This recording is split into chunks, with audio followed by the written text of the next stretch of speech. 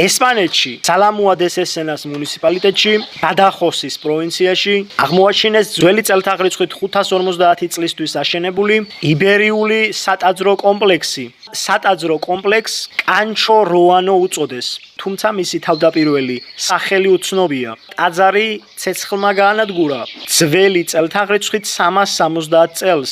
როგორც ჩანს, ხანძარი განზრახ არის გამოწვეული და შემდეგ დამწვარი ტაძარი მიწით დაფარეს.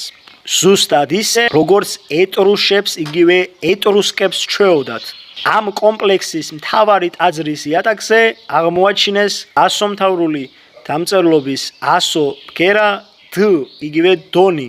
ცნობილია, რომ ეს ნიშანი იყო მზის სიმბოლო. მას ხშირად გამოსახავდნენ მეომრის ფარზეც. ძველი წელთაღრიცხვით მე-6 საუკუნეში საქართველოში დასრულდა მთვარის თაყვანისცემა და ქვეყანა გადავიდა მზის თაყვანისცემაზე.